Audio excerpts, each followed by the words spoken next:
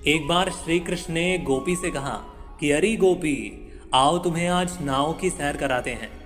तो गोपी ने कहा नहीं, नाव की सैर ना तुम ही करो। तो कृष्ण ने कहा अरे मैं तो कर ही लूंगा, लेकिन फिर तुम्हें कौन सैर कराएगा।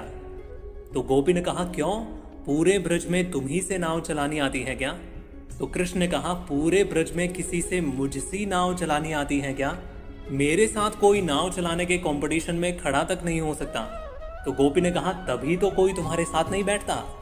कृष्ण ने कहा क्यों नहीं बैठता, मेरे सखा लोग बैठते हैं ना। तो गोपी ने कहा अरे वे तो तुम्हारे साथ बैठेंगे ही, मुल्ला की पहुंच मस्जिद तक, कोई और तो नहीं बैठता। तो कृष्ण ने कहा जो डरता है वो नहीं बैठता। गोपी ने कहा तुम्हारा रंग काला है, ये जानकर तो मथुरा का राजा कंस तक काले रंग से डरने लगा है, तो फिर हम लोग तुमसे क्यों नहीं डरेंगे।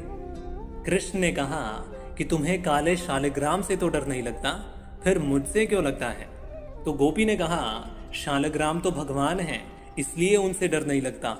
तो कृष्ण ने पूछा शालिग्राम भगवान है तो फिर मैं कौन हूं।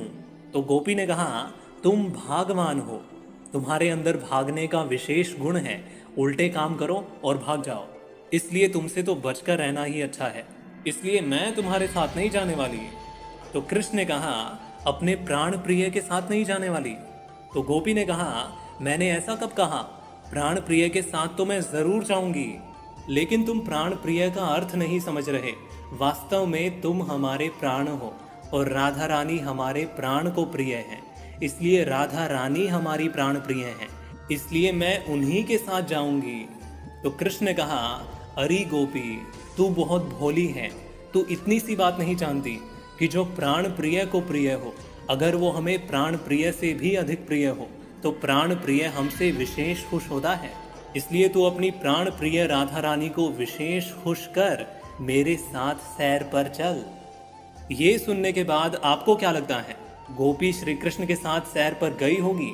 नीचे कमेंट करके ज़रूर बताना और आगे का रूप ध्यान भी ज़रूर करना।